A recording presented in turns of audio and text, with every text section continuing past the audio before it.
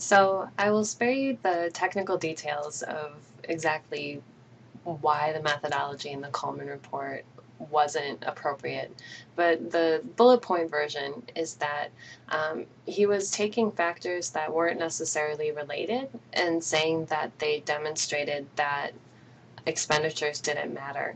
So basically, what he was doing is looking at the increase in expenditures over time and noticing that test scores were remaining flat and saying that that proves that spending more money doesn't make test scores go up over time. But as you can see on the slide here, things are a little more complicated than that, especially in the 60s, the time period that he's looking at.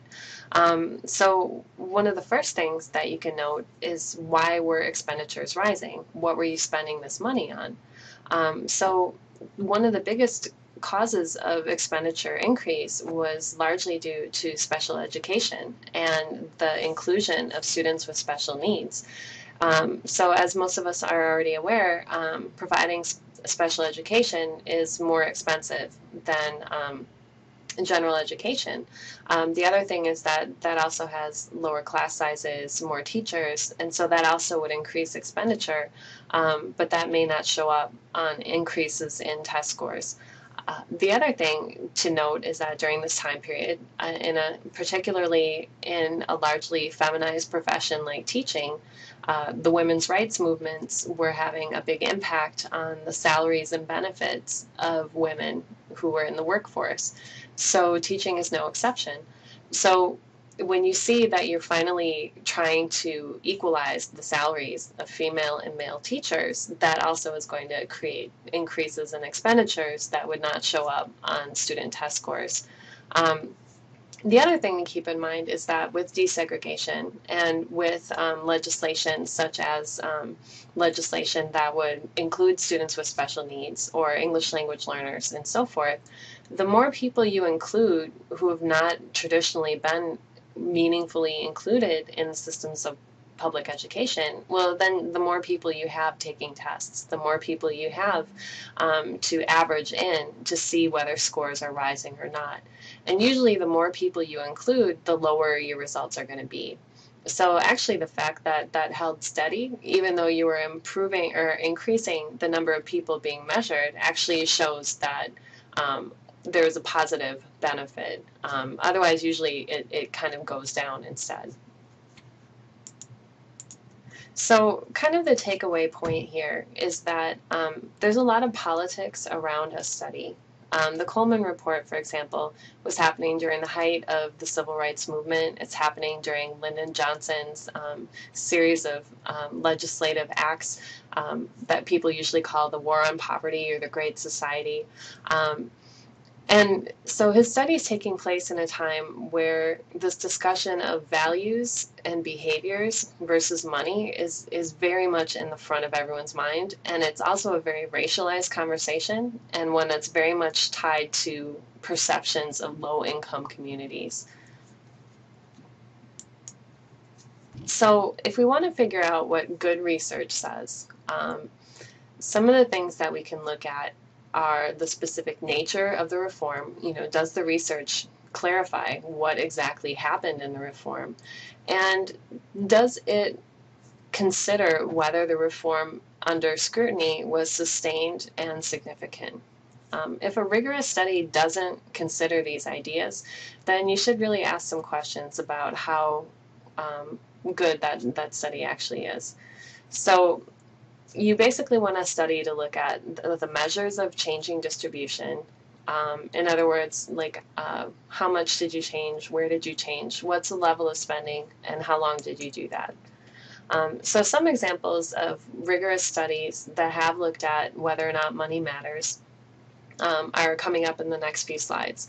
So for example, this study from 2002 took a look at court cases that said that there were funding formulas that were unconstitutional.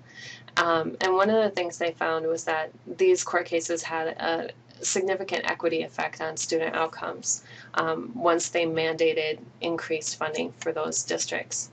This study looks at Michigan in particular and shows that their finance reform had a statistically significant effect on math. and that improvement was largest for schools who had initially the lowest performance. Um, Another study that also looks at Michigan looked at inter-district spending disparity and found that the finance reform helped to lessen that gap, and that the lowest spending districts were also the most positively impacted by this reform. They also recognized that if you're looking at a reform very close to the time in which it was implemented, you may need to wait a while to see the impact of the reform show up in other measures such as the NAEP, or the National Assessment of Educational Progress test. So again, in a kind of laundry list of how to recognize a good research study and some of the things that you should consider when you're analyzing it. First of all, just what are the actual reforms? Do they lay it out? Are they specific? Does their methodology match the reforms they're supposedly measuring? What were their years of reform? How long did the reform last? Were there other reforms taking place in that state at the same time that may kind of confuse the results or negatively, not negatively, but may skew the interpretation of what this reform actually did? If there's other high spending districts near the reform district, did they also increase spending? In that scenario, it may be possible for your district under study to improve, but the gap between districts may remain if both of you kind of went up like this. And then the last part to consider is just specifically, how was the money spent? So I'll just kind of skip this, but the advocacy research, just keep in mind that there's a partisan selection of what data you include and what you don't, and that's for a political purpose. Okay? So in contrast to that idea of what you should consider and what constitutes a rigorous analysis of data, advocacy research may use inappropriate measures to determine the effectiveness of an expenditure reform. So an example would be Hanishek and Linseth's book from 2009. They use NAEP data, which is National Assessment of Educational Progress, as we said before, to argue that a New Jersey finance reform was a waste of money. Now, NAEP measures the whole state, but the finance reform did not take place in the state as a whole. It was only certain districts that were selected. Therefore, measuring the state as a whole as a way to see if certain districts were improving wasn't necessarily an appropriate measure. It would have been better to take a different measure that only focused on reform districts. Otherwise, the non-reform districts' results are going to water down or obscure the possible improvements that were taking place in the reform districts. So because Hanishek and Linseth used that way of measuring, it's no surprise that then they said there's little to no positive impact. But the reason there wasn't any is because the non-reform districts skewed the results for the reform districts. So the other part that often happens in terms of how people skew their data is they ignore the kind of time lag effects of a reform. In other words, if you implement a reform in 2012, realistically, you may not see the impact of that reform for 3, 4, or 5 years, depending on what the reform is. So to measure 2013 data and say, oh, it didn't work, isn't necessarily appropriate. Some scholars who use advocacy research have actually even used data from before the reform took place as a very blatant attempt to manipulate, or more usual is just using data that's too close to the date of the actual reform. So the other part is that if people say, oh, well, they spent this money and it didn't matter, it didn't improve outcomes, the other question is, did you disclose exactly how they spent that money? And the way that they spent that money, is it reasonable to expect that that would have improved test scores? So earlier I had said, you know, if you equalize the salaries of women, that may not necessarily show up in the test score, but you spent money in that way. Similarly, in Kansas, one of the examples that some advocacy researchers use, politics played a huge role in how they decided to spend their money. And so this was in a context of desegregation and a lot of white flight. So they were reforming how they spent money, and instead of spending that money on improving the infrastructure for all schools, having smaller class sizes, teacher professional development, and so forth, they decided to spend the money on creating magnet schools in urban areas to attract white people back to the district. Now, when you use that, it's clear that that's not something that everyone in the district will be impacted by in a positive way, or that you can expect all students to have some sort of response to this reform. Instead, it's just the students in the magnet school who would be benefiting. But a lot of people, if they don't say we spent the money on magnet schools, they just say Kansas spent a bunch of money and nothing moved with the test score. So again, that would be an inappropriate measure to say whether or not money matters. So this idea that money doesn't increase achievement, as I had said earlier, often is used to promote a school choice or a charter privatization agenda. The idea here is that instead of increasing funding, you should free up current money to be spent in different ways.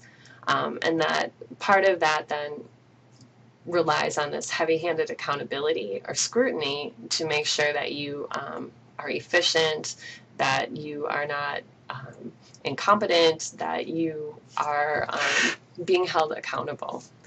And so a lot of this is a very business version of money. The idea that you should spend as little as possible and get the most bang for your buck, that standardizing, being efficient are very important, and that you should individualize people as consumers rather than think of it in a systemic change framework. So to kind of take it all back then to the key takeaway, scientific expertise or seemingly neutral data is often used by some advocacy groups for political purposes. They use the guise of science to legitimize research that obscures the real benefits of funding increases. And when you do increase funding, you spend it in a smart way, and you do it over a sustained period of time, there's very strong evidence that this matters, and it matters significantly in the quality of experiences for students. All right. So really quickly then, I just want to kind of take us to Wisconsin and explain how all this is relevant to our state in this current budget debate. You can also find more information for this on the DPI website. If you go to the Wisconsin Department of Public Instruction website and you look on the top of the site, there's a bunch of different tabs. One says topics. If you select topics and then select budget, the first report that shows up shows all the different changes in our budget since last summer. And one of the things you can see very clearly from that document is that a lot of money has been shifted from public schools into charter or voucher options. And so that we'll talk about that in a second, but that's just a very important thing to recognize because it's very clearly supporting a market approach to public schooling. So in general, here's what happened with the budget. That equalization aid that I talked about earlier, that money that we use to fill in gaps between low spending and high spending districts, that was cut by $750 million to support the deficit. The other thing it did was it reduced the amount of revenue that districts could generate by 5.5%. And so what that means is that they lowered how much you could spend on per pupil expenditures. So some of the areas that have been impacted and that have been cut specifically, line items in the budget, are in this list here. And we can see that it's not just like you'd expect because of the ideological nature of this, that it would be targeting programs for students of color, programs for low-income communities. So the fact that that's in there isn't necessarily a huge surprise. But what is more of a surprise is that things like AP courses, support for STEM courses and programs, that's also in there. So what that means is that high achieving students are also being targeted, just as much as districts that have struggled to produce high educational outcomes in the past. So one way we can understand that is to realize that you're not just cutting things that, quote, don't work. What you're doing is you're cutting any sort of incentive that people might have for staying in the public schools and providing more incentive to shift to private options, because you can only get some of these options in the private sector if you keep cutting them from public schools. So at the same time that all of these massive cuts are taking place in the public schools and in the education budget and in other areas of the social safety net, we can see that there were positive corporate provisions, positive meaning that these were helping corporations out, not necessarily that they're positive for schools. But we see a lot of tax exemptions, a lot of lowered tax burdens. And in other words, we're giving big tax breaks at the same time that we're saying we don't have any money. So the concern here from an education standpoint is you kind of have two options if you don't have money. One, you can have these austerity measures where you make big cuts, which was the response in our state.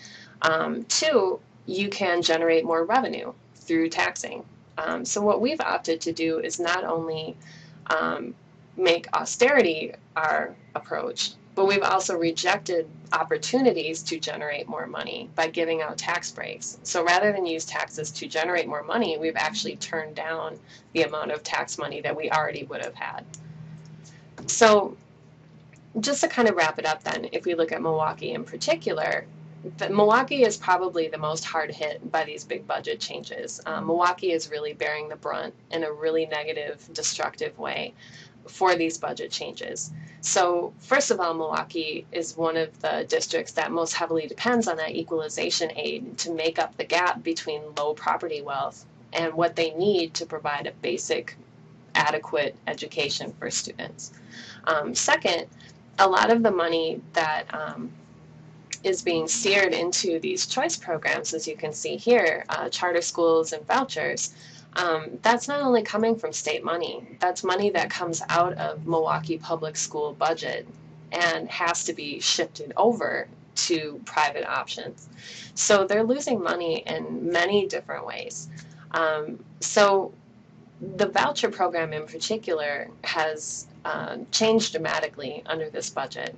The voucher program used to have a cap saying that if you made more money than this in your family, you were not eligible for a voucher. In other words, it was intended for mostly just very low income students.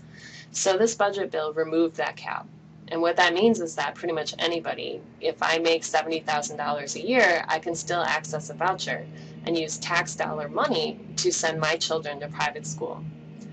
The other thing that it did was it removed the cap on the number of people who could access a voucher. Now that has real implications when we talk about where this money comes from. If we say that anybody can access a voucher, which is pretty much what this is saying, that there's no limit on how many you give out and there's no limit on how much money you make before you're not eligible, well, then who's going to pay for that? Because that's going to massively expand how much money is in this program. So if you look at that DPI budget, one of the things we can see is that we've shifted close to $15 million over 2 years towards this program. So state money is paying for part of it. In other words, you and I, even if we don't live in Milwaukee, as Wisconsin taxpayers, we are contributing money towards this voucher program. But the other part of where the voucher comes from is Milwaukee Public Schools. They also have to pay part of these voucher costs. So again, we're bleeding money out of the public school system and shifting it to the private. Excuse me. So if we look at these budget cuts for higher education, and again, this idea, does money matter? How can we see how much money impacts the quality of our experience? I'm sure most of you have seen that in just this past year in your own university experiences. If you look here at the bottom bullet, UW-Eau Claire saw a 23% drop in state aid. And that's not including an additional $3.5 million that's been cut. So, in a very real sense, what that means is if we don't have state aid, the university becomes more and more dependent on student tuition, which means that tuition goes up to fill in the gap that state aid left. The other thing you can see is that class sizes are going up. The variety of classes available are becoming more narrow. We're seeing that students are losing some of the services that they normally would have had, like access to computer lab. Um, even 5 years ago, there was paper for free and printing things out. That's long gone. Competition for parking, expensive parking, and so forth. All of these things diminish the quality of experience, and they put a lot more pressure on students and a lot less flexibility and enjoyment in their educational experience.